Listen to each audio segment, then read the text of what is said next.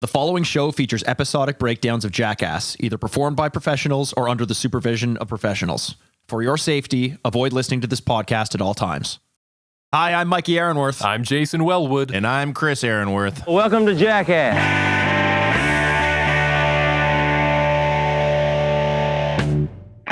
Welcome to Jackast. It's the podcast where we're on a path of destruction through every single episode of Jackass. We are three lifelong fans of the show, reliving the belly laughs, bad ideas, and broken bones. Today we're doing the Gumball Rally.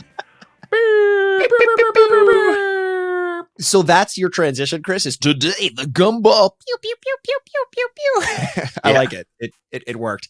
It did work. By the way, this may be surprising to some people to hear that we're doing the Gumball Rally episode. I mean, obviously we mentioned that we were going to be doing that this week on the podcast, but this is a season 3 feature, right? This was season 3, episode 7, I believe. We skipped past it when we were doing season 3.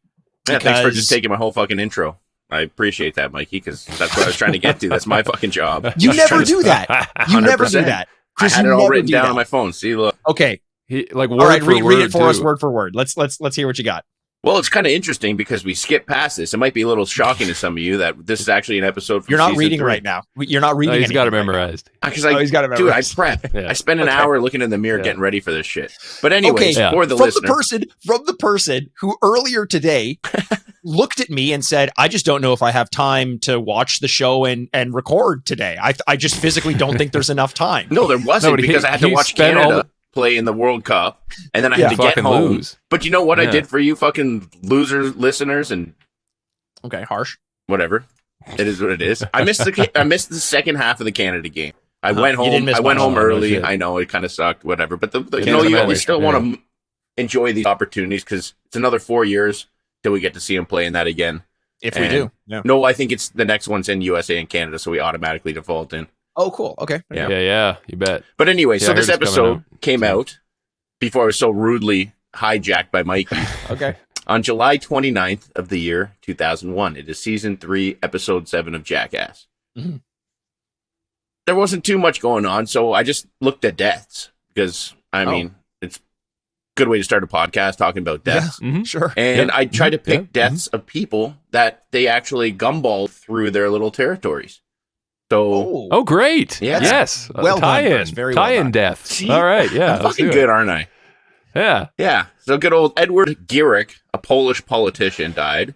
And Wow Holland, a German computer hacker, died. Wow Holland, a German computer hacker. I know, he sounds Asian, doesn't he? Mikey. W-A-U is his first name? Oh, I thought that was a screen name, like Wow Holland, like from the tourism board or something. He's just really excited to be from Holland. Yeah, exactly. I don't know. But he's so excited. What? Sorry. I won't rudely interrupt you like I know Mikey. You wouldn't, Jay, because you're actually a good human. My brother's just a scumbag. Dude, it's so funny, too. I'm trying to film our Christmas tree. We're decorating the Christmas tree last night, and I'm just trying to get a nice, wholesome video about the family together, putting up the Christmas tree ornaments. And this fucking goofball, Mikey, just comes in and just does some stupid-ass sketch. Like, I don't even know what the hell he was thinking in his head. He's pretending to be like a licensed person asking me for a permit. It's on my Instagram story. To the point that there's actually our good listener, Joey Greco, saw that and he was like, what the hell is that? And I'm like, it's not an act with Mikey. He actually is like this, and I have to deal with him on a fucking regular basis. I know he's a weird guy. And he's like, yeah, touche. I thought you were going to talk about how I short-circuited the Christmas tree. Oh, he did that too. That wasn't an act. And you almost killed Mum because he almost electrocuted her. Oh, he snipped the wire that goes to the angel at the top of the tree and left a hot wire on the tree. Yeah. Oh boy. Yeah. Here we go. And somehow my sister knew how to strip wiring and like MacGyvered it back together. Bizarre night. It was bizarre. Speaking of bizarre, I found this whole concept very bizarre of the Gumball Rally back when I saw it. Like, what an abrupt change from doing stunts on the street in Westchester and LA to traveling around the world in fancy vehicles. What were your guys' first impressions of the Gumball Rally back when you saw it? Because this sticks in my mind as one of the most iconic Jackass whatevers. It's forays, offshoots. Yeah. I gotta say, I love that Chris didn't finish his thought, and now Mikey has just he rudely interrupted with a question. Yeah. Which I will answer. Yeah. Good. What did I think of this shit? I don't know, man. until you guys mentioned it when we were originally going to do it in the season 3 run, I had no background for this thing. Like when you talked about how this was such a big deal and it was one of the most memorable things, I was kind of just going, what the fuck is this? Like the name kind of rung a bell, but aside from that, I'm kind of going into this one blank slate. And, wait, so you hadn't seen this before, Jay? No, wow. I didn't even really know it was a thing. Oh, wow. Okay. Yeah. Chris. I love this. I love the idea of road tripping. I love the idea of adventures. And it's the same theme always. It's like the idea of just being with your boys and having just a great time doing whatever the case is, but some kind of like organized scavenger hunty type situation where there's real life adventure. I love it. I actually Googled it to figure out how you could actually get involved in this thing because I want to do it. I want to do it with the Jackass crew. We could have our own car. That would be actually Chrysler minivan. Yeah. Back in, I think it was 5 or 6 years ago, 2018, the cost was about $80,000 US or 80,000 euros. So I don't know if we're going to be doing that anytime soon unless we get a bunch of new listeners and they want to sponsor us. But yeah, it would be fun. Yeah, $79,999 is where I draw the line. Yeah, so exactly. That extra one just pushes Or maybe you we off. could just have a camera with Jay with a blank screen.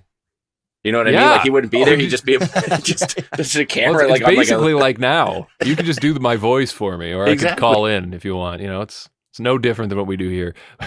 Yeah, I love it. I love this whole vibe. I love the energy, and it's something I would love to do. I've driven through most of these places, like renting cars here in Europe, going from Prague to Poland, and it just reminds me of those times with my buddies when you're just cruising, man. Yeah, buddy. It did have that vibe. I remember loving it back when I watched it, and I still had a great time rewatching it, but I don't think I'm just the ADD nature of this was a little bit off-putting to me. It was like constantly moving. And I think almost without substance at some points. Chris, you mentioned that it had that kind of scavenger hunt mentality to it. And that's kind of, I think, what it's missing. There isn't a scavenger hunt. It's just literally get from point A to point B. And sometimes things happen. All I can say is, and we'll get into this when we go into the beat by beat breakdown, thank God for Stevo and Pontius, because they didn't really do anything on this, but you can tell it's like, guys, it's been a couple hours. We have no content. Hey, Pontius, think of a funny line about people from Lithuania or whatever the fuck. And he'll just like say something. Yeah.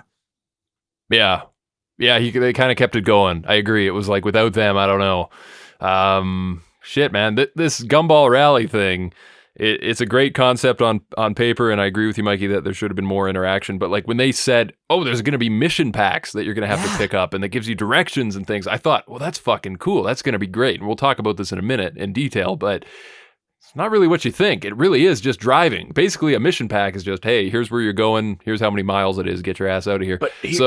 Let's, Chris. I was just going to say that the part that I love the best, I always try and put myself in the time capsule that a situation's in. Sure. This wouldn't be as fun these days. No, that's very true. That's very true. Like, imagine trying to navigate through Eastern Europe with a Pearly guide or looking at these random maps that are in your mission pack was probably, all right, here's a basic map. You know what I mean? You got to get from here to here. If you find your own route. If you throw on Google Maps, and it's just not the same. If you could call people, ask people things like, I love these scenes that we'll get into as well when they're stopping on the side of the road trying to ask for directions and not having the same language barrier. It's adventure that we just don't get anymore because life's too easy. That's true. And the adventure is 3,000 miles in 5 days, essentially what they're covering from London to Russia and back, and everything that happens in between is what we get in this 40-minute long special episode of Jackass. So you guys ready to get into it? Let's do it. Let's jump into Gumball Rally, Season 3, Episode 7. Weird way to say it. It's a weird way to say it. I don't know what the fuck's wrong. You had all week to prepare to say Gumball Rally. Gumball Rally, yeah. Like Gabagool. As they say in Poland. Yeah. Which we will visit on the Gumball Rally trip. Hey, what's all this then? Gumball Rally, is it? This is Australian. This isn't British, but I guess we'll go with it anyway, eh, mates? What do you think? Mate. Good day. Not bad. Not bad for someone who lives in Canada, eh? Listen, Pontius and Knoxville and Stevo are on a road trip, and I guess Tremaine's there, but you don't really see him a whole lot. we get the intro disclaimer like we do in every Jackass episode. It's fully in Russian, so I have no idea what they're saying. But one thing I think any avid watcher of Jackass will notice immediately is that Johnny Knoxville doesn't look right here, does he, boys? He looks fucking terrible, I'm dude. glad you mentioned that right off the gate. Knoxville with a goatee. Not even a full it's goatee. Handlebar mustache. It is just... It almost makes painful. it all the way around. Yeah, it's close. It's close. It's close to a goatee, but it just... Stevo's also got a shit mustache, and Pontius is in his worst haircut phase that we've seen. He's almost but his mustache, it's part drawn on, part regular, I think, Pontius and it's fantastic. which is fine. It's glorious. But Stevo's isn't. Vaudeville Stevo's Pontius. is just a mustache. But it's Pontius's hair is the worst version of Pontius's hair that he's ever had. And we talked about this in season 3. But man, it's jarring to see the hair choices, facial and top of the head alike, are just terrible in this right off the bat. Downright offensive. That's actually why we decided not to do this episode originally. Yes, Just we found that the facial hair and hair choices were just a little too far. But had nothing to do with having to navigate so. a landscape in which we had to talk about Russia consistently, and all to do with the fact that we didn't want to touch on any of their facial hair. No, exactly, man. It's a rough territory. Listen, they're in London right now to start this thing off. It's basically just a big road trip if you haven't caught on at this point. Knoxville references the Cannonball Run, which is a Burt Reynolds film where they do something similar. Basically, they're going to drive London to Russia. It's about 3,000 miles in 5 days. They're anticipating lots of parties along the way between stops. I think they're going to be surprised by the end of it how they end up feeling, because there's a huge disconnect from how they're feeling at the outset of this thing and by the end, which I found amusing. But yeah, they're going up against some of the fastest, richest folks ever. Like, these guys have put a lot of money into their vehicles, and they're going to be taking the Jackass crew on the trip.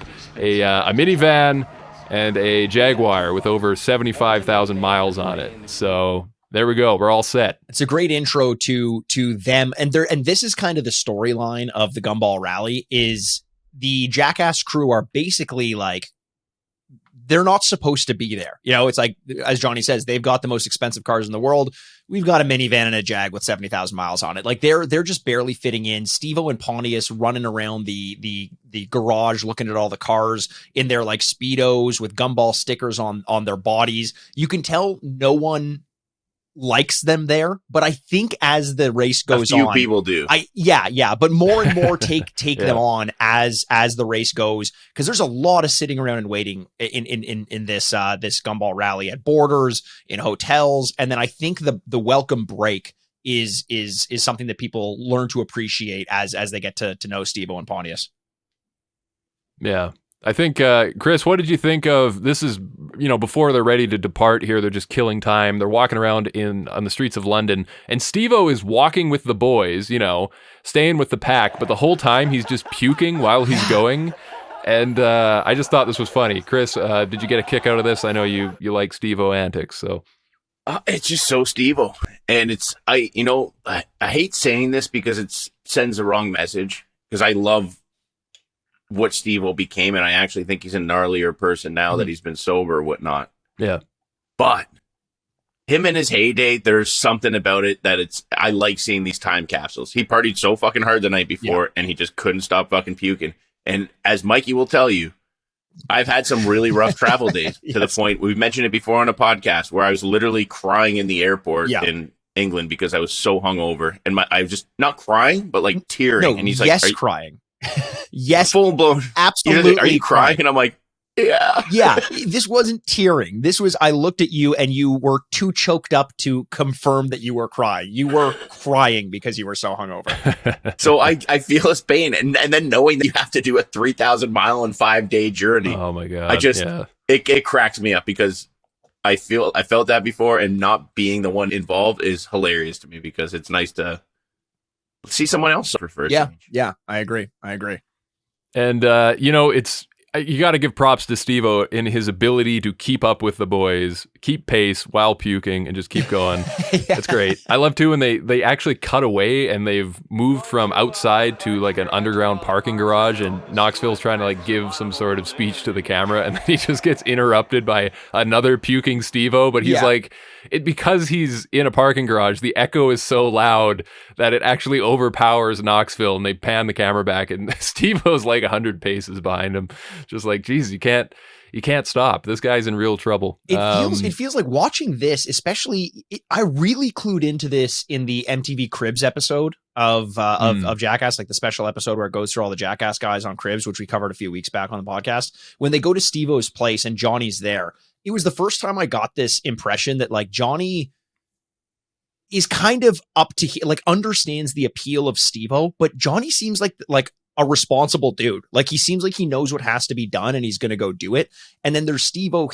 It feels like Johnny just has to like yank Stevo around with him like a fucking puppet, carry him and just be like, okay, Stevo, do your thing. But like, you got to wake up tomorrow morning and go. And he's like frustrated, but not to the point where he's willing to kick him out because Stevo is Stevo. Right. And seeing that dynamic is something I never picked up on as a kid. And the more I see them, especially around this season 3 era of Jackass, the more I'm like, ooh, I think Johnny was pretty frustrated with Stevo at the time.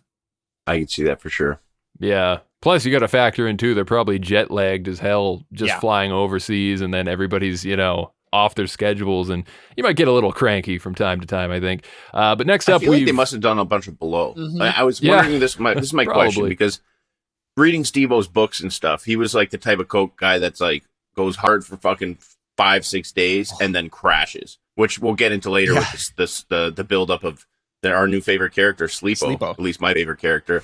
But then I'm like, these guys are already like under the radar, like, the Gumball Rally, going through borders. Like, how many borders do they have to cross? Like, are you really going to risk bringing blow with you every single time you're going through? But I cannot see them doing it without this. And it's the patterns of how they're acting, to me, makes it seem like they were like having a good snow party. I wonder if Dimitri, who's a producer and filmer on Jackass, who we've seen all over the place, he's well known and as one of the producers, he seems kind of like their ambassador and their guide. He speaks Russian and he seems to be the person who's kind of guiding them.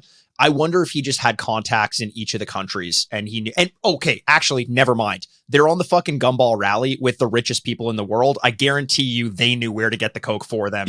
On the other sides of the borders.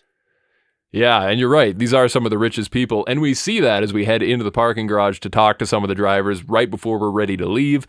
We get a lot of prices thrown around for some of the different vehicles there, 53,000 pounds. I don't know. You guys got a conversion for me on that? I don't know. I don't understand. 53,000 Canadian is like... You're like 100. Over probably about 110. Yeah. It's big bucks for a car, but not for Stevo. Not for Stevo. No, he's going around assessing everyone, trying to find the most expensive vehicle. And I love that they say, oh, well, we're driving a Chrysler minivan, like it's no big thing, and just kind of trying to fit in with the rich people, even though they're nowhere near their level financially. But I appreciate the effort, and I like that. I was expecting them to be a little more snobby towards the Jackass crew. Honestly, I was expecting like a full kind of shut the door, like I don't have the, you're beneath my level, I won't speak with you types. But a lot of people were actually very responsive, and as you guys mentioned, there are specific people in the group that really embrace the crew, which I thought was great. I like to see that. Yeah, I think the difference is this isn't like a group of rich people, like old money rich. This is like new fun who want to be cool, and I bet you like this is the MTV era we're talking about worldwide. Mm-hmm. So I think sure, it's like all these dumb kids are kind of getting in the way of us having our good, weird, cultish, rich, good time, which like weird vibes on the Gumball Rally circuit. But I think they're just like, no, we want to be cool. MTV is cool. They're filming these. So I think they wanted to, in spite of the fact that they'd rather be just kind of hanging on their own. We're like, okay, we have to be seen as cool by these people. So we're going to kind of like accept them into our midst. Yeah. And I mean, hey, what better way to get comfortable and acquainted real fast than to just take off all your clothes and walk around in your underwear? You're going to see Pontius and Stevo doing this a lot in this episode. It's almost like I'd say 50% of the time they're almost naked. But yeah, they're rocking the Gumball Rally 3000 stickers on their chests. They're just being silly, trying to kill time here. Trying to make people laugh, which I think is good. Keep the motivation up, keep the mood light, which is good. Everybody's antsy, ready to get out on the road. Yep. And finally, we get Maximilian Cooper here, who apparently stole Johnny Knoxville's jacket. Literally the same jacket. Yeah. He's got the same jacket. And Batista's sunglasses. The blue tint. Yeah. Very good. Good pull there. Nobody knows exactly where they're going, he says, but you're about to find out. So the plan is they're going to parade down 50 meters down the road. People are going to like send them off, and then they get their mission pack for the day. We mentioned this earlier. I got really excited when I heard mission pack. I thought, holy fuck, this would be awesome. I was thinking dossier from GoldenEye. That's what I was thinking. That's what you're getting. Have you guys ever done one of those scavenger hunt things in real life? No, not to this extent. Yeah, not to this extent. No. Like when I was a kid, my buddy's like older sister, she had she had a car, and we'd do it with her sometimes. And they had it was like a one night. You had X amount of time. They gave you like a dossier full of like a bunch of tasks, like steal a menu from Olive Garden, nice. Or like go here and take a picture of this. And the crazier the task was, the more points. Like the more points that you got, and then at the end of the day, and you had to like take a photo with a Polaroid and have proof of everything, etc. It was just such a fun night as a kid. See, that seems more like Viva La Bam scavenger hunt than the Gumball Rally, which I think we were kind of expecting, or at least in my mind, I remembered. And Jay, I know you're trying to lead us to at least the introduction of Mission 1, but before we do that, I just want to spend a little bit of time talking about Maximilian Cooper, because he's a pretty consistent face throughout the Gumball Rally. He's actually the founder of the Gumball Rally. He looks, if you didn't see the episode, he's basically like looks a little bit like Sting, but as Jay mentioned, in Johnny Knoxville's jacket. He seems very full of himself. And he just comes across as the type of guy that has a lot of money. So I was wondering, I looked this up. What do you think his net worth is, Maximilian Cooper? 8 million. Jay? Oh God, are we talking like recent money or like at the time? Does it matter? I'm not sure what it would have been at the time. I looked up a current breakdown. Let's say $480,000 dues and 6 Canadian dollars and a side of McNuggets with the sweet and sour. You guys like the sweet and sour or the barbecue? Barbecue. We'll go barbecue. Okay, close. I guess technically Chris is right. He's closer. It's 60 million though. He's got a net worth of 60 million. But more importantly, I looked this up. Google has his, like, you know how they tell you like who the person is in a few words. It's like entrepreneur or whatever. Maximilian Cooper, his credits on Google: entrepreneur, number 1. Number 2, Eve's husband. Eve, the rapper Eve. All right. Oh my God. Yes. Right? Like Rough Riders. I'm pretty sure she was involved in Rough Riders. She had the claw prints. Dude, did you ever see the sex tape with him and her fucking? No, not Maximilian Cooper? But hey, dude, there you go. That's got to be who it is. Because I remember she was married to some like kind of, basically it would have been him. Wow. But it was funny because in the sex tape, especially in hip hop culture, which is, things at time change, just came out a while ago. She was dildoing herself. And then, like, I just remember everybody being like, oh, fuck, his pussy doesn't have enough dick to fuck her properly. Da, da, da, da, da. Oh, he might have all the money, but he can't fuck her. Wow. Yeah, it was pretty cool, though. Eve was sexy, man. Yeah, go figure. I figured I'd just like to spread a little bit of context, because, like, it's weird that he came up and they didn't give him a little bit more attention, because he's clearly very important in this circuit. Yeah, I'd also like to spread thanks and cheer to Chris for coming up with the term dildoing, which I'll find a use somewhere. Thank you, Chris. No problem. Yeah. You start practicing on your Friday nights. What, using the term dildoing or actually doing the dildoing? He's just standing in front of the mirror. One goes with the other. It's hand in hand. How do you think I came up with it? Jay's partner knocks on the door. What are you doing in there? He's like, drugs. I'm sorry. Drugs. Are you dildoing again, Jay? No, I'm practicing how to say it. Jay's got a real dildoing problem. Yeah. It's getting out of hand. He's showing up late for work. Never wants to hang out anymore. Says he's got to walk the dog, but I know what he's doing in there. What he's doing. He's listen, so we got to get out on the road. We got to hit the road, because that's what most of this episode is. They send everybody off, get their mission pack, and mission 1 is basically just drive London to Germany. I didn't get the name of the place in Germany they were going on. This one I did for the rest. 675 miles. Okay, cool. But there we go. That's it. So they're having a bit of a conversation right before they're about to leave, which I thought was funny. I'd bring up here. He's talking to a guy, I think it's Knoxville. He says, are you in the Jag? He says, that's a good selection. Knoxville just looks at him and goes, it starts kind of sketchy though. Suddenly the conversation just flips like 90, it's like 180, and he's just like, those are really unreliable, not gonna lie. It's like he was dying to just say you have a piece of shit there, but he's trying to be nice. And then as soon as Knoxville acknowledged it, it was like, okay, fair game, we can make fun of your vehicle now. Exactly. Like, you realize you're poor, right? Is the vibe he's giving. Yeah. It's like when someone, like in Get Out, the joke of just like, of the person who's trying to relate to someone who they consider to be lesser than. And in the movie Get Out, he's like, I voted for Obama, right? It's like trying to find this weird common ground with someone of another culture. And I think rich people consider poor people to be an entirely different culture. As they are. Okay, yeah. True. They are, true. Okay. I mean, no, I'm a man of the people. No, Chris is so Republican. Like the way, like you're just like, I'm a man of the people, but like also don't tax the wealthy. Like that's Chris's vibe to a T. Yeah. You know what's great too? If you save yourself fast enough, especially on a recorded podcast, nobody knows the difference. Like no one knows. Yeah. Most people are listening to us at I think 1.5 times anyway, so they may have skipped right past it. Yeah, exactly. So we get out of traffic jam hell, and they're basically on the road now. And initially I didn't get it. I thought, well, okay, can you speed? Like, how do you race if there's speed limits? We'll find out later. Obviously the cops will factor in. So I was kind of like confused at the rules here for this thing. But at the outset, we don't really see much happen. We get a subtitle that informs us it's now 8:10 p.m. on day one. And the first kind of event happens, I guess, because that's kind of how this is segmented up for the listener here. Basically, you don't see the whole thing really start to finish. You're more so just seeing like, okay, here's our destination. We'll show you some highlights from the trip on the road. Then we'll show you what happened at the destination, rinse and repeat. The first one is that they go under the English Channel in a train, which is cool. It's a train you can fit your car in, and that takes them to France with the car. So I thought that was kind of neat. Underwater ferry or something like that. Yeah. But Pontius makes his first funny comment. I'll try to mention as many of these through the episode as I can, but he does say, if you see someone in a Ferrari, you might be thinking, weren't rich enough for a Lambo, were you? Which is great. This formula is what like Pontius or Stevo making a remark is what punctuates the whole thing. This is basically just Knoxville in a car, cut to Pontius saying something funny, cut to Pontius in a car, or Knoxville in a car. Like that's the formula that we follow here. And at first I'm like, okay, when's this going to get started? And then you realize like, no, that's what this is. And this is just about having a couple good jokes from Pontius and Stevo.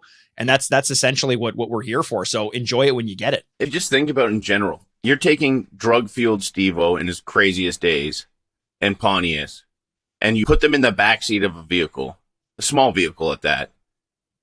The ADD that they must be going through, and just the sheer need to entertain themselves was always going to be a good thing. Yeah. You know what I mean? Like, that's what I loved about it. It's like, that's why they're there. They're not doing any driving. They're just there to just come up with stupid shit and just make people laugh. And I that's my favorite part about this. And I think that's kind of why they got pissed at times with, Sleepo, the whole concept of Sleepo, because it turns out Stevo's just going to sleep for most of this fucking road trip. And I think that's what bothered guys like Knoxville and the rest of the camera crew. Cause you got this guy Skinny who shows up and he's like, guys, I haven't slept since London. It's been 60 hours and I've slept 2 hours, like that kind of thing. And meanwhile, Stevo's sleeping the whole time. And Knoxville's probably looking at him like, dude, your purpose is to make this funny and you're sleeping the whole time. You can't do that. Like, it just doesn't fit the formula.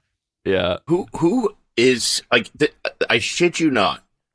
Since I've saw this for the first time, 10 plus years ago, I've often wondered who is Skinny and where is he now? Like, that guy intrigued me. He was just a big ball of mystery. Yeah. I even tried Googling him. There's nothing you can pull up. It said he was a filmmer or something. Like, is that, his look, his wide eyes, he was definitely on something to keep his ass awake, man. He's a white guy with dreads with a British accent. Like, he's just fascinated me. Yeah. And if you're out there still Skinny and you're listening to this, I appreciate you. It turns out like so he's actually like a racer as well. He's not a member of the Jackass crew, but I think he was just kind of coming there. He was like a race navigator. No, he was just a guy they met along the line. But I think he was traveling with the crew. Like, he wasn't just a guy. I think they kind of joined forces. As you go, when you're traveling, you meet people. But like I don't think they knew him before the race. Yeah. And it seems as though in retrospect, like he's had a couple interviews about what this was all like. I don't think he liked the Jackass crew in hindsight very much. Oh, I think he loved them. I don't know. There's like a quote where he called the Gumball Rally the anus of motor racing, and he describes Stevo and Pontius, or one of them, as a dandy. Knoxville calls him a dandy in his pee tube because, like, it's catheter, right? Yeah, whatever. It's better if they're friends. Sure. Hey, speaking of being best of friends, are we watching planes, trains, and automobiles right now? How about that overlaid on-screen map you get with the little line filling up as it moves along the road? Come on, you love a good on-screen map. Very Viva La Bam, isn't it? Yeah. Mm-hmm. And also, sorry, I should correct myself. He wasn't talking about Knoxville in the article. He was talking about a different person who also has a P tube. I just clarified that, so my bad. Hey, man, you don't have to stop to piss on the Gumball Rally. Right, or am I right? Yeah. Always right, this guy. If you will it into existence, it will happen. Right. That's fact. I'll just mention in passing some of the things that happen here. Pontius drinks from a dog bowl. Thought that was kind of funny. You're going to see a lot of the shit, like Mikey said, just Pontius being Pontius. But they get this little bit where they're talking about how Knoxville likes to fall asleep while driving. And it was at that terrifying point I started to look closer and be like, yeah, he kind of looks like he's always on the edge, like that. You get that kind of sleep where you're trying to stay awake, but your eyelids just keep forcing themselves shut. Yeah. I wouldn't want to be in the car with Knoxville driving, I don't think. And I think there's a reason he doesn't drive for most of this. This is like the only stretch where he drives, and he legitimately looks nervous while he's doing it. And then you even have Pontius in the back. He's like, I know we're going to die on this trip. I just don't know when it's going to be. And again, one of those like truth and comedy kind of things where maybe he does believe that. But Knoxville looks like you don't want to trust this guy behind the wheel. It looks actually scary. Yeah. And they've been awake now for 24 hours, a full day, and they've made it through England, France, Netherlands, Belgium, and now Germany. And we take a toenail clipping break, and then we're off to Berlin. Not even a toenail clipping. Stevo clips a callus off of the bottom of his foot and then eats it. It's fucking disgusting. That's skill, man. He knows how to use when those you get tools. like a little skin. Yeah, no, I know, Chris. That skin doesn't go into my mouth ever. No, but I mean, like, you don't ever just want to pop it in. Have like you a done pork that? rind? Have you? 100%. I honestly, like, I related to Goldmember so much in Austin Powers with like the skin flake. Chris, this is. I really hope this is a joke. I will never look at you the same way ever again. There's like, here's the thing. You clip a callus off. That I understand. The curiosity, you pick it, you peel it, fine. There is an entire world out there where that clipping You don't want to can know go. what the texture. You don't want to know what the texture is like. Never. No, never. It's so Chris, weird. Chris, is there like a method to picking calluses? Is it like going out and picking like raspberries off the bush? Calluses. It's like like the side of your fingernail. You know, you get a little bit of skin, but you spit it out, and you don't swallow it, but you chew it for a bit, like a normal human. You but don't. Is there a time to pick? Is the question? Is there like a time where they're ripe and it's like, oh, this one's good to go. I'm going to pick this one. This one needs a little more time. I'm all about texture. The harder the better. So when it better. really like is at that dead point where it's almost falling off on its own, you kind of got to like get a bit of a crunch to it. I love this podcast. What is your body? This is disgusting. What is your body? Dude, I made of fucking steel, man. Steel? You said not it's steel, but crunchy. Yeah, I could just like, I don't know, man. You do things like that, you're just never going to die. Like, it gives you like immunity to germs. You don't need to get vaccines, like any of that dumb shit. I think Chris sees himself as Pizza the Hut from Spaceballs, where he can just continue to eat himself in perpetuity. Oh, guys, please. Yeah, because if you eat it, it goes back into your body. And it's like a never-ending cycle. I'm hungry enough. It's a perpetual motion machine, yeah. Let's not hang here too long. We got to get to Berlin after all, guys. We're going to pose with the bellman out front of the hotel. In our undies. Hey, right on. And this is now mission 2, where we get Berlin to Malbork, Poland, which is about 354 miles. And holy shit, I love that Pontius just finds ways to be funny. He sees a sign outside a sausage shop that says Bockwurst, which he says is a name for penis in German. No, it's not. Can someone look that up? Can someone Urban Dictionary that one? I'm pretty sure that's not the case. Although I'd like to know if it is. No, Urban Dictionary will be the case. It's just a German sausage. While Mikey looks that up. Ground veal and pork. That's it. Nothing special, boys. But I do like these Pontius facts, and I was kind of thinking maybe we could get him on. No offense, for the fun fact of the day, maybe one of these days. I don't know. I think Chris would gladly give up his spot if he knew Pontius were taking it. Would you? Or would you feel offended? No, absolutely not. That's my fucking spot. Okay. You try and flex on me today. As a man, you gotta be, the alpha character. The alpha character. Can't let someone stun on me. Are we playing a video game? What? I don't know. It's funny when you said alpha character. Good old alpha care. Shout out to alpha care in Toronto. What? If you know, you know. What is he talking about? What is he talking If you know, about? you know. I don't know. Sometimes Chris forgets, Jay, that we're not just having a conversation among three friends. Like, there was a moment when we were recording where something really stupid earlier today between Chris and myself happened, and a reference to it came up, and I'll say this, Chris, Australia, and you were so close to derailing the conversation in a way that no one would get anything out of except for you and me. And I'm like, I looked at you, I looked at your screen, and you looked at me, and I'm like, no. I'm like, don't go there. But I like because it changes your energy, and I like mystery. Okay. You know, like when there's like an inside joke between podcasts, and you know, you're listening to them, like the ones I listen to, and you're like, I wonder what that's all about. And then you see them laughing. I find it fun and playful. Usually all the podcasters are in on the joke, though. It can't just be one guy. That's not fair. Helpful. That's not helping anybody. Move in with me, Jay. Okay, I'll come to Toronto, and you can show me this place of business. That you can take me there, and I guarantee you'll point at this place and be like, I swear it was here. I swear it wasn't just a dry cleaner. I searched Alpha Care Spa. There's a picture, and it's just someone's ass. It's like, it's a spa, but the picture is of a woman's ass. Full-blown whorehouse. Podcast can wait. We used to call it the arcade as a code because they had a little arcade while you're in the waiting room. So it's like, instead of saying you're going on the fucking rub and tug, you just say, hey, let's hit the arcade tonight. Let's read some reviews that I found for Alpha Care Spa. Yeah, please. Fuck it. Yeah, let's do it. Okay, here's an example of a 5-star review. Alpha Care Spa is amazing. Nice and quiet, not loud like other spas. The lady at the front desk was very polite. The lady that I stayed with was very attractive. In addition, she was also very humble as well. I will definitely be back. My respects. And here's an example. Here's an example of a 1-star review written by a local guide in Toronto.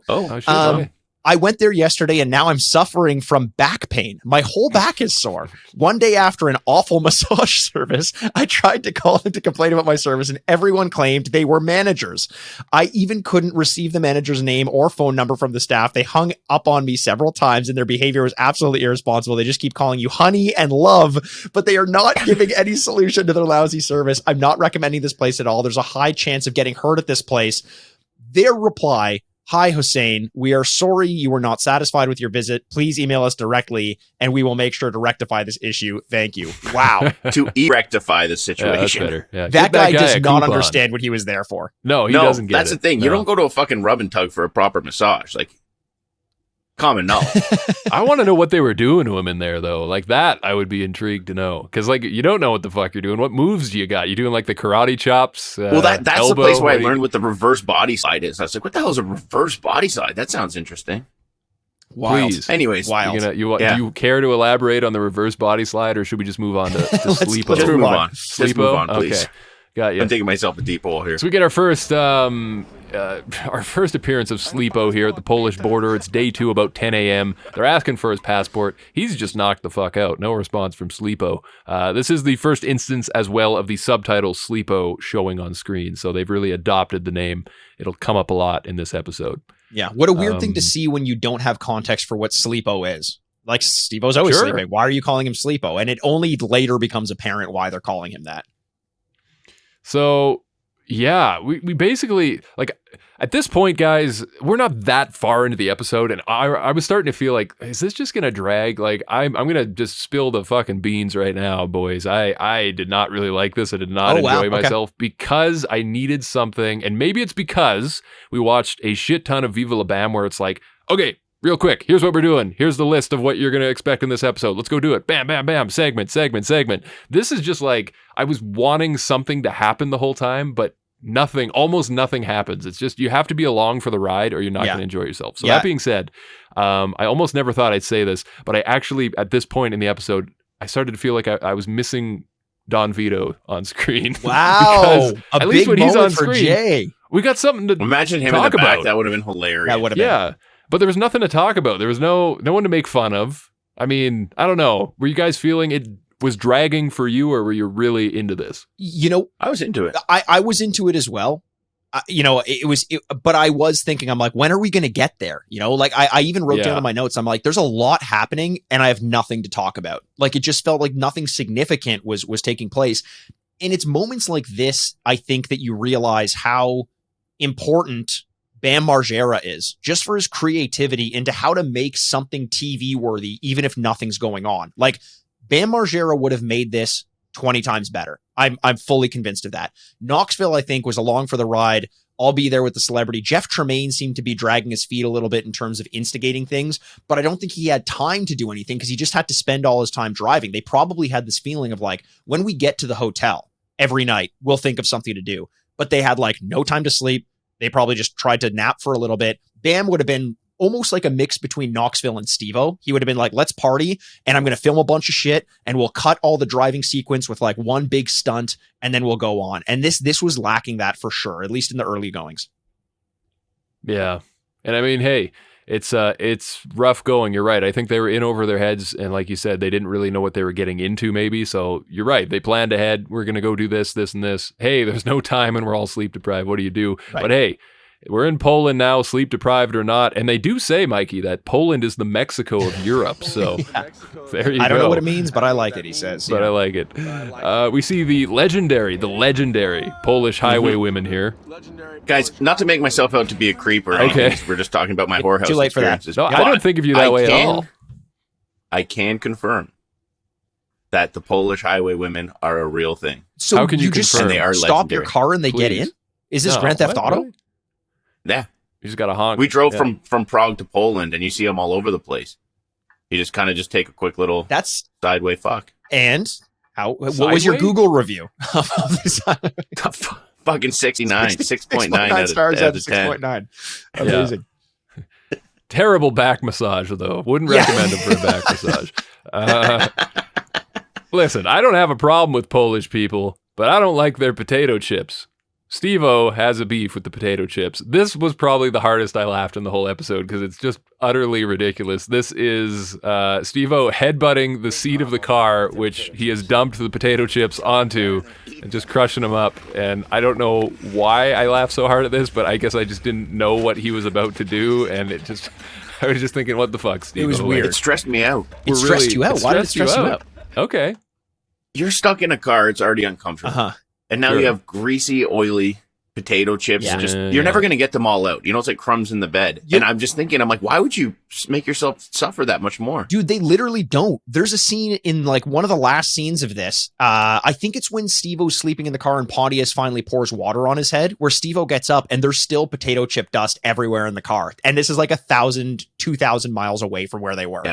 Yeah. To me, I'm like, don't do that to yourself. It already sucks. Yeah. Don't make it harder.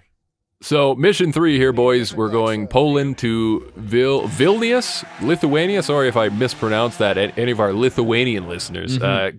Currently 6 hours behind the pack, by the way. So, yeah, they're starting to realize that this is the real deal, and you really just gotta fucking drive and haul ass, or you're gonna get left behind. That's the way it is with this thing. Stevo jumps over some cell phone businessmen on park benches while we make a stop. Again, wakes up long enough to just hurl his body over a barricade, and then yeah. Speaking of our listeners in Lithuania, boys, the other day, just out of curiosity, I checked how are we ranking around the world, because there is a website, I can't remember the name, someone had mentioned it to me. Chartable? It's Chartable, that's the one, Mikey. We are number 70 in Germany, so hey, fuck yeah, Germany. You know why, Jay? Tag and shit. Jay, I definitely credit you with that one. The poof. There's a lot of I don't know why. Let's move on. Yeah, that's really interesting. You should probably look into that more, and we can talk about it another time instead of right now. Hey, 6 p.m. in Poland. It's a funeral procession. I love a good funeral procession. How about you guys? Ooh, boy. Would you guys move around the funeral procession? The whole thing is they're already 6 hours behind, and they have to wait behind the funeral procession. Would you guys? I'd move for sure. Yeah, 100%. Not a chance. Fuck the dead. This is rude of them. He's gonna know. Very rude of them to force people to just stay behind the funeral procession. Like, fuck it, fuck the family, fuck that guy. You know, the trick is if you're in the city and you're driving, there's a funeral procession. Like the cops let them go through red lights and shit. So you got to meander your way into it and ride it as long as you can in that direction until they have to change, and you get to get a free pass throughout the whole thing. Yeah. I've done that before. That's a good point.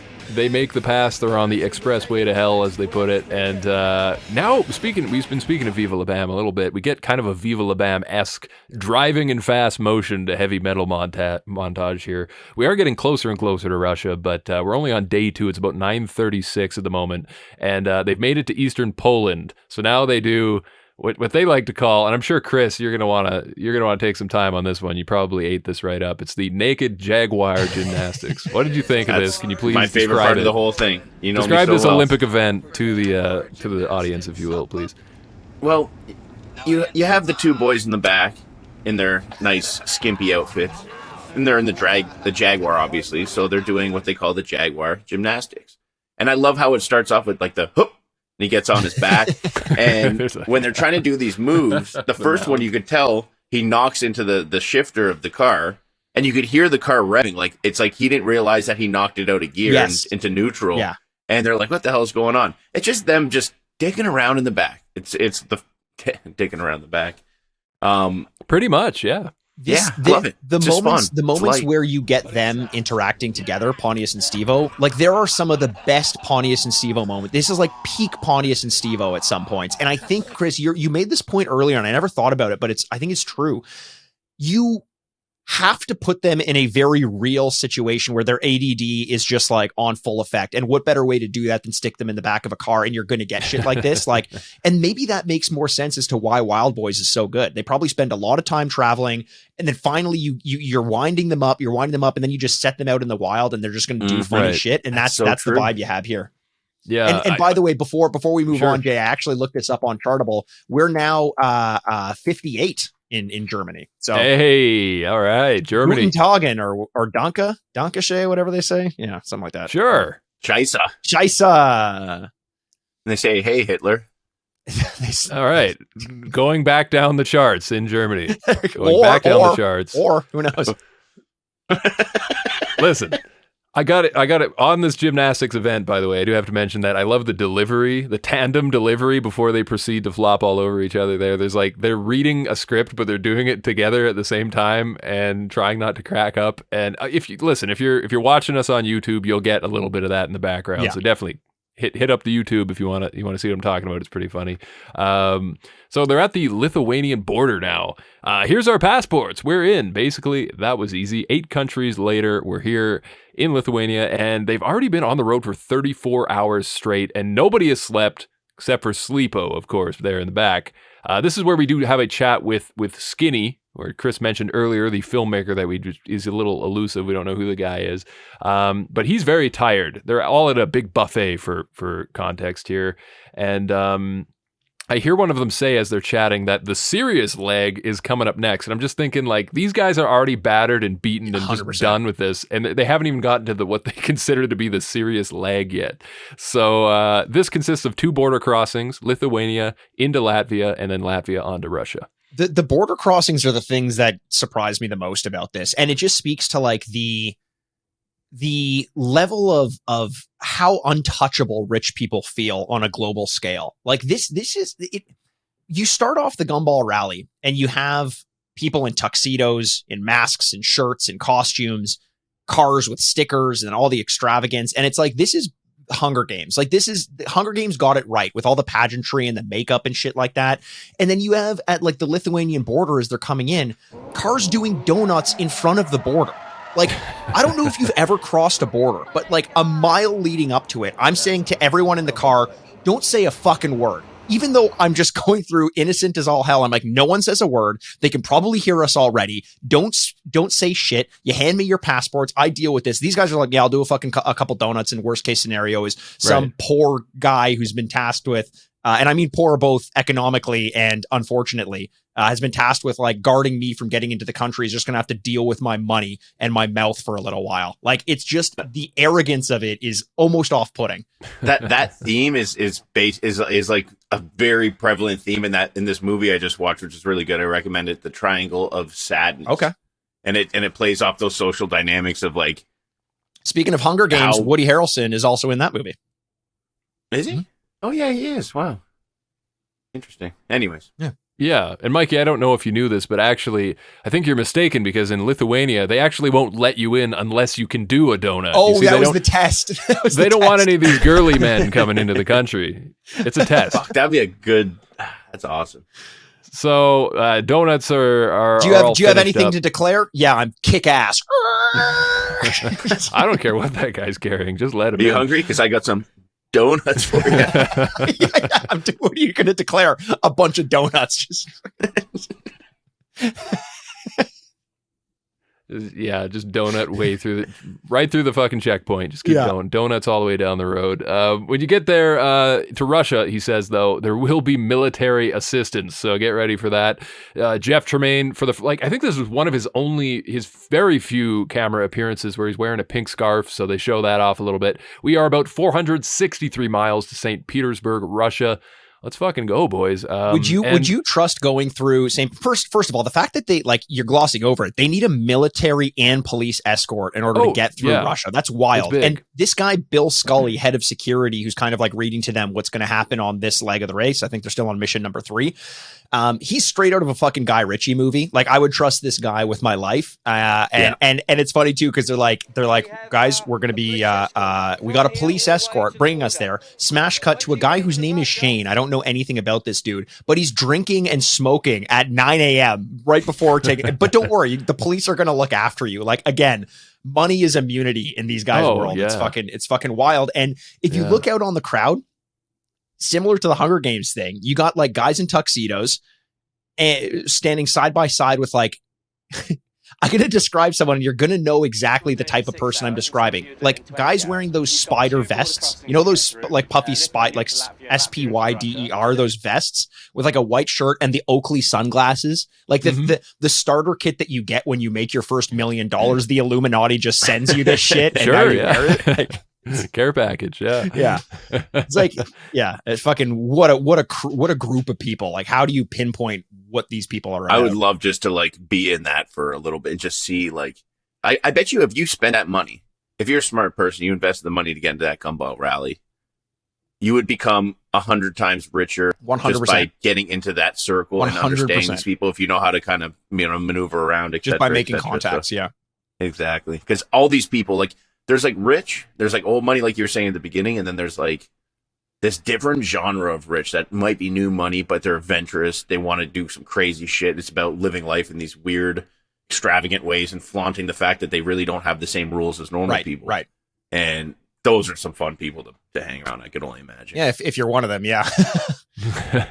if you're a truck driver of an 18-wheeler, you don't want to hang out with them, which we'll get into in a little bit. Oh yeah, you bet. I do got to ask at this point though, you know, we're talking about all this military assistance. You know, Mikey brought up the Illuminati. This is some serious shit, guys. We're in some serious shit. So I got to ask at this point, where's all the parties they were promising at the open of the show? Because I don't think we've even seen one yet. We saw the buffet, but I wouldn't have called that a party. It looks pretty stressful to be on this Gumball Rally thing so far. I think the difference is if you do it the right way, and you literally speed everywhere, you get tickets, you don't give a fuck about them, you keep driving, and you shave off 6 hours less. Like, keep in mind the Jackass crew, like a day ago, we're about 6 hours behind everyone. That gives you that's where the party happens. You arrive at these places like 8 hours before the Jackass crew were getting in. Mm-hmm. Because we're already at day 3 now. It's about 12:15 in the afternoon.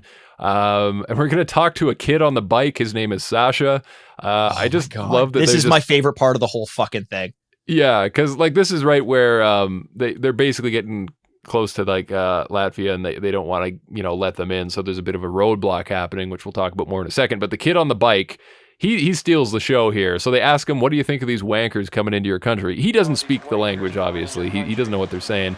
And basically this just quickly turns into a translator coming over, someone who speaks the language, and they say, Dimitri. Hey, kid. It's Dimitri's their guy. Dimitri, do you want to kick this guy in the nuts? The kid seems really conflicted, but I think because he knows there's money in it, he's willing to go for it.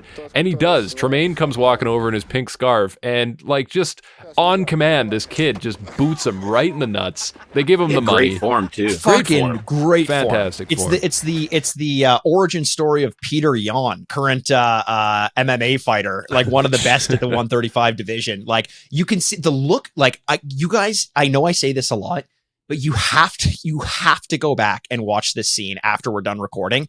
And the look on this kid's face, he is a stone cold fucking killer. When he kicks in the nuts, the look on his face is like, I'm all right, give me my money. I'm kicking in the nuts. The person who since grade school I've been to, the evil American is entering my country, and I get to kick the evil American right in the nuts and get paid to do it. Like, he's a mercenary now. And he's killed several of us, and we need to look out for young Peter Yan.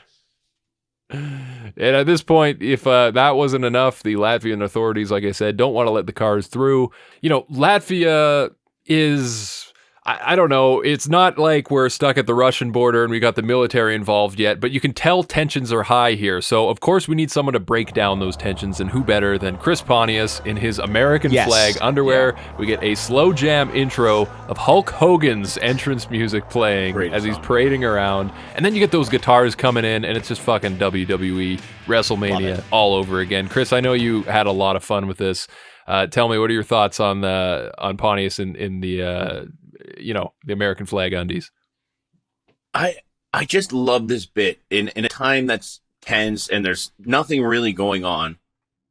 This is when Pontius shines. It really almost made me get introspective about myself. It's like, I will never be as cool as Pontius, in the sense of, like, when I'm in a stuck situation, I spaz the fuck out. I get very frustrated, very annoyed. And watching this, it just really gives me something like an idea of, like, a hope that, like, I could learn to just accept it is what it is and make the best out of a bad situation. Like, I'd be sitting there trying to yell at people. Who could I fuck with? Like, just taking it out and making everybody else miserable around me. And you get a guy like Pontius who's like, well, we're stuck here for 6.5 fucking hours. I might as well throw on my undies and ride around a scooter and fucking elbow drop the fucking grass for no fucking reason. You know what I mean? I love that whole concept, It's a great way to look at it, because you always have been, growing up together. We would say things. You're just like, no, let's go. Like, I'm not waiting in a line. Let's go fuck around and wait until the line's dead, and then we'll come back and do it. And I'm like, no, but if we just wait in this line, we'll be through quicker. Like, you're going to be starting, and you're like, no. And I think it's your ADD. Like, you can't be pigeonholed into doing one thing that you don't want to be doing. But you're right. In Pontius's mind, he's like, I'm going to be here no matter what. 6 hours are going to go by, who knows how long. An untold amount of time is going to go by, and I can either choose to be upset about it or find a way to make it enjoyable. And he finds a way to make it enjoyable, and thank God he does, because I agree. Between this and the nut kick, these elements are like my favorite parts of this whole. And imagine, like, the thing that I love about it doesn't just affect him; it's everybody else around. You know how many people are frustrated? You get a bunch of these people, like these rich elite people, that are not used to being in this situation. They think they could fucking bribe or talk their way out of any situation. And right now they can't. Like, they said at towards the end, they were there for 6.5 hours sitting at this fucking stop.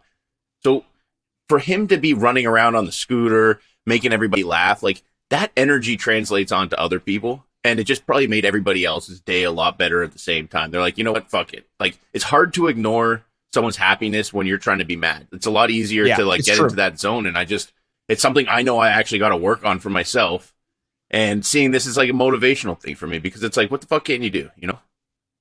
Yeah. Wow. Getting introspective. Yeah. I love this bit. We're going to throw to Jay. He's just going to be like, pee-pee. I like the elbow drop. And that's kind of where I'm at too. Did you, apart from because I know, Jay, you're a huge wrestling fan, apart from the fact that he was listening to Hulk Hogan's intro music and doing elbow drops, where did this rank for you, this moment in comparison to the rest of the Gumball Rally? Well, poo-poo pee-pee, Mikey. Our German followers just went up. We're down to fucking number 47 now. I just checked. Yeah, we're 47 now, Jay. Keep it up. There you go. Yeah. We're doing something right. Here's my thing. Going back to Chris, and your story about waiting in lines. Like, Mikey, if you could either wait in a line or take your chance to wrestle ruby wax while wearing a lucha mask, you know, give her a little torture rack, spin her around. Who is this lady, by the way? Do we know her? I don't know her. I had fun with this, she's a to answer TV your personality. Okay. She's like a comedian and actress. I looked her up. She's got a Wikipedia page. It looks like she's much more popular in the UK, although she was born in Chicago, Illinois. But I don't think I would have known who she was apart from them telling us that she was a TV personality. Yeah. Gotcha. And you know what I love is that when I don't know who someone is, I just say, who is this? And then Mikey does the work for me and looks up the person. And then I find out on the podcast along with you. So it's just, you know, thank you, Mikey, for doing the legwork. I don't think I've forgotten, Jay, hero. that like when it was mission 1, and by the way, we're on mission 4 right now, which we skipped past. It's Vilnius to Russia, St. Petersburg, 463 miles. Shit. When we got on mission 1, you're like, I didn't get the name of the city. I'm like, you have rewind. What do you mean you didn't get it? You're not watching it live. And you're like, Mikey, you'll do it. And you know what? I'm such a cuck. I probably will, and I'll enjoy it while I do it. For the record, I am watching these live. There's live performances. People are reenacting them for you. Yeah, no, there's a website you go to. It's just full of pornography ads, like pop-ups, malware, spyware. It takes a good 10, 15 minutes, but there's a guy somewhere in actually Helsinki, Finland, who's just, you know, just passion project, round the clock, you know, Jackass, Gumball Rally on repeat 24/7. Just replays it. And he's doing the reel to reel as well, where it's like when one reel ends, he has to like connect it like the people at the back of the movie theater, of course. And I'm sure that there's no, you know, government official now watching what I do on my computer and what I say, and I'm sure that it's totally fine, you know. Hey, what do you guys think happens when you click on this MILF wants to sleep with you ads that you see on every website? What do you think? What happens? You sleep with a hot MILF and then you tell your friends about it. You know what is like realistically, what is their game plan? You click on it. Is it just to put a virus on your computer? I've never clicked on it. Yeah, what happens? Someone's got to be clicking on it because they put these ads out everywhere. You know which one's pissed me the most off the most? What's that? You're fucking sitting there, you know, you're a little lonely, hence why you're on the fucking porn site in the first place. And you click on, you find the perfect video, you know, you take that good amount of time to find exactly what your little niche is for the day, and then the fucking ad starts. Are you jerking off at home like a loser? And you're like, call me a loser. Man. This is why I'm on your fucking site. You don't have to give me shame me for that shit. Like, what the fuck, man? My free time. Fuck you. And the thing is, I don't even have enough willpower to like spite them out. I'm like, yeah, I am, but like, fucking, that's what I'm here for. What? You don't have to remind me every single goddamn day. It's like you go to McDonald's, you order your Big Mac, you sit down, and the manager comes and it's like, "Hey, fatty, you're gonna eat all those fries?" And you're like, "Yeah, I'm gonna eat all these fries. You gave them to me. I didn't come here to not." Hey, and then the manager's like, by the way, this grandma wants to sleep with you. And you're like, this McDonald's I'm leaving some crazy Google reviews for this thing in a second. I want her a 5-star. What? Definitely a 5-star. Perfect. Don't get a massage there. I got to stop going back to that one. That's terrible. What I would love is if the manager, after calling you a fatty, before he like takes one step away, then he quick turns, winks at you and goes, "Hey, thanks for choosing McDonald's." You're welcome. Day 3, 3:25 p.m. The passports have been seized. No one can now exit this predicament. Latvia is being a real dick. The border is closed, and Tim Powers is there. He's a wild man, Tim Powers. He's a fucking wild dude. Who is he? I tried Googling him too. I couldn't find anything. Like, there's a Tim Powers from America, but I couldn't find. Hey, Mikey, do we know who this is? This Tim Powers guy? Do we know? If you haven't looked it up, I spent a lot of time trying to find him. No. It was hard for me to find much on him at all. Okay. It's kind of a generic, like, Tim Powers. I mean, you know, nail it. Yeah, it would be impossible to find. Serious. I think that's a fake name. I think it's probably a fake name. But here's okay, guys. We got to talk about what happened. Yeah, Mikey. You think I'm joking? Tim Powers. Tell me, based on memory, what he's wearing. Oh shit. Okay. At this point. I don't know, man. I can't remember. Yeah, in this scene. It was more of like a tracksuit type thing. Nope. No. Is he wearing a scarf? Like a nice scarf? No. It's a spider vest and Oakley sunglasses. Are you serious? Dead serious. Holy shit. That's like way too much. And Aspen's so far away. I know, right? What's he doing? Wow. Well, he's the guy. He's the Illuminati. They're here. Mikey was right. So the border's closed. Tim Powers is kind of what the fuck broing all over the place. But basically what's going on here is they're trying to get through. There's a guy in an 18-wheeler, right? So he's found out that someone has his keys and he's pissed because the guy in the 18-wheeler, from my understanding, he's the one causing the problem here, right? And they've taken the keys as a bit of a protest to be like, is this, did I get this correctly? Jay. I was a little lost here. Okay. What basically happened is somehow Tim Powers so the guy in the 18-wheeler was trying to come into Latvia. Right. And he was on the other side and they're trying to get out of Latvia or vice versa. But what they basically ended up doing is, because he's blocking all the lanes, they stole the keys to his fucking vehicle and being like, hey, let us through. Otherwise, nobody could come or go out of this side. Which is a bold fucking move. That's a fucking big dick energy move. You're at a border crossing and you're like holding a fucking truck ransom so you guys can get out? Yeah. Ooh. Also, like, I think here's the thing: the theme of this episode or of this special is money is immunity. That is the theme, and these people know it and they believe it, and Tim knows it and Tim believes it. But when Chris's people, when the quote unquote people comes out looking for the keys to his big rig truck, he is massive. This is a scary dude. You don't want to fuck with this guy. And he comes around kind of like pushing his way through the crowd. You can tell people involved in the Gumball Rally are pissed off at Tim. Like, give him his fucking keys back. We're all going to get arrested if you don't do this. One of the people in the Gumball Rally shoves Tim. And then the truck driver walks up to Tim, and it turns out Tim is bigger than the truck driver. Mm-hmm. Tim is untouchable. This guy is a fucking, I don't know what his deal is. Got the power.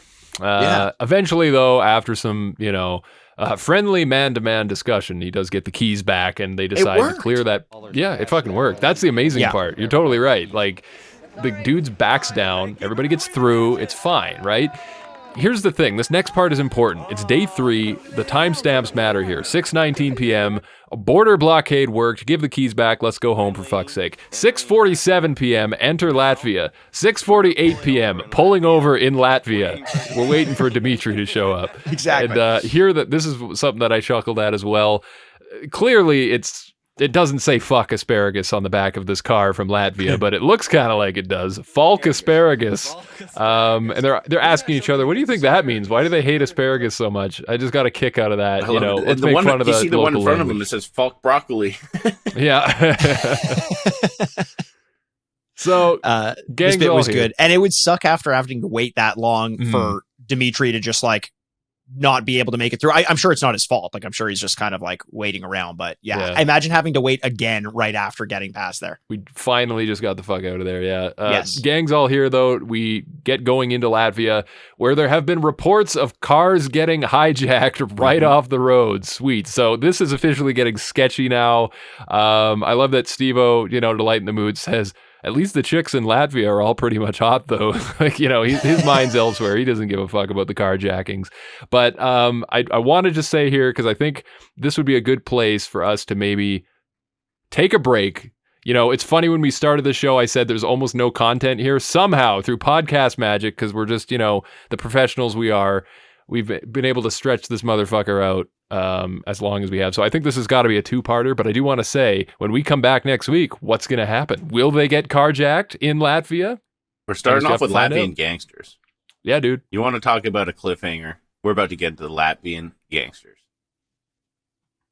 Yeah, I do you know much about Latvian gangsters, Chris? Well, I know a lot about Latvia randomly because my high school, even though the private school that I ended up having to go to when I got kicked out of my other school, they, as much as you're paying money, they actually didn't have a big enough place. So we had to take classes at this place called the Latvian Center. So like there was this whole like Latvian community center, and we had classes there for some reason. So really? I got fascinated with Latvia, and I did a little deep dive on Latvian gangsters. Interesting. Well, I can't wait to hear a little bit more of that, because I don't know anything about Latvian gangsters. I hope they know nothing about me. I don't want to be on their radar. You don't. But if I could learn a little couple things, I'd like to. I'd also love to learn, guys. If we're gonna cut it off here, who your MVPs and LVPs are for this leg of the trip. I think the MVP is an obvious. Like, Normally I'm trying to like get more creative and do certain things, but sometimes you just got to give credit where credit's due. Pontius is the one that's keeping the show afloat. Yes, sir. Yeah. I don't need to relitigate that. I also don't want to get creative with it. Pontius is definitely the LVP of this leg. LVP, you agree with that, MVP? Jay? MVP of this leg. I was just making sure. Yeah, no, I totally agree. Yeah, he stole the show. He kept the mood light when it needed to be light, and thank God for Pontius. We're glad he's here on the road trip. Wouldn't want to have anyone else in that backseat. Yeah. What about LVPs, Chris? You have any? Yeah, I'd probably say that my LVP, just because I fucking hated him, was that guy who was talking about the Jaguar at the beginning of the situation. Like, he just, his fucking nose up in the air tone of voice is like exactly what people depict when they're talking about a pompous English person. You know what I mean? Yeah. Fuck that guy. He's the LVP. It's a good one. Jay, any ideas there? There's not a clear like standout for me this time. This episode is just kind of going by in a bit of a blur.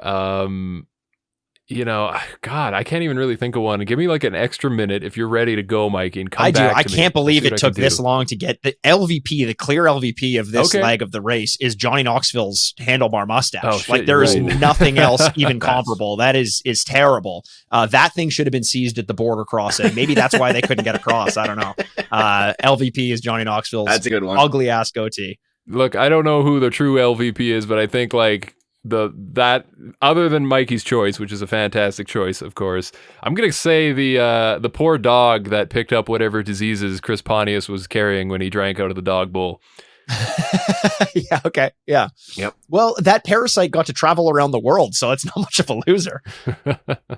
Yeah. Talk about a once in a lifetime opportunity. And hey, speaking of once in a lifetime opportunities, come and chat with us at Jackast Pod on Instagram, Twitter, TikTok, or email us jackastpod@gmail.com and let us know what you think of the Gumball Rally. Having fun with it? I'm having a blast over here. Come on. I'm liking it. I think there's some room for improvement, but it took a while for them to get their sea legs. But I think that little bit that we ended off with was actually pretty enjoyable. Yeah, for sure. Yeah. And when we come back next week, will the boys get carjacked? Will that Jaguar belong to the Latvian mafia as of next episode? I'm excited to find out. Chris, is there a Latvian mafia, or is this correct to say?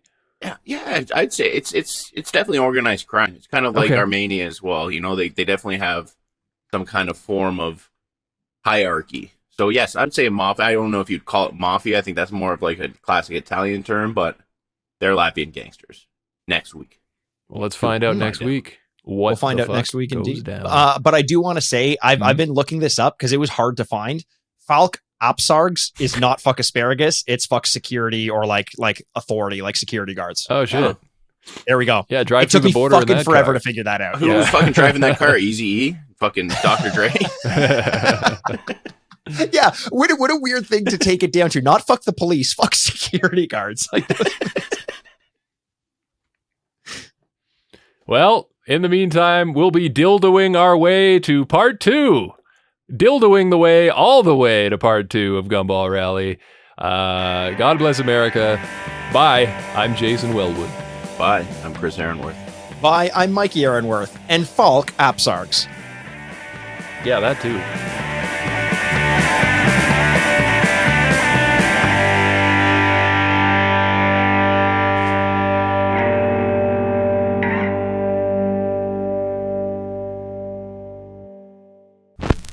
Furnished by Sad Styles Productions. Get into it!